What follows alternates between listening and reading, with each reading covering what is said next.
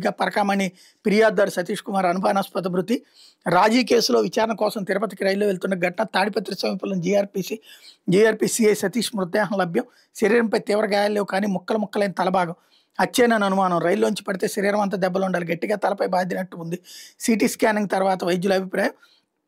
ఏంటో అలా చనిపోతుంటారు. పట్టాల రవి వివేక హత్య కేసుల్లోనూ సాక్షులు నిందితులు వరుస వర్ణాలు. కీలక వ్యక్తులు అనుమానాస్పద మృతి అన్నటువంటిది హైలైట్ చేశారు. మద్యం కేసులో మరో అరెస్ట్. లెక్కర ముడుపులతో అనిల్ చోక్రా మనీ లాండరింగ్.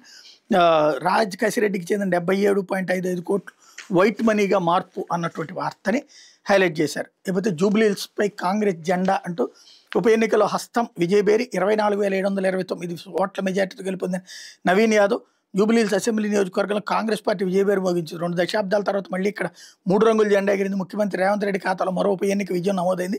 ఇక్కడ గెలిచి హ్యాట్రిక్ సాధించాలనుకున్న గులాబీ పార్టీ ఆశలు గల్లంతే. కాంగ్రెస్ కొత్త ఊపిరి వచ్చింది. ఇక్కడ హోరాహోరీ పోరు ఉంటుందన్న ఎగ్జిట్ పోల్స్ రాజకీయ విశ్లేషకుల అంచనాలు తలకిందులు చేస్తూ ఏకపక్ష విజయం నమోదు చేసింది. కాంగ్రెస్ అభ్యర్థి వల్లాల నవీన్ కుమార్ యాదవ్ తన సమీప బీఆర్ఎస్ అభ్యర్థి మాగంటి సునీత గోపినాథ్ మీద 24,000 పైచీలకు ఓట్ల మెజార్టీతో గెలిచారన్నటువంటిది హైలైట్ చేశారు. తెలియదు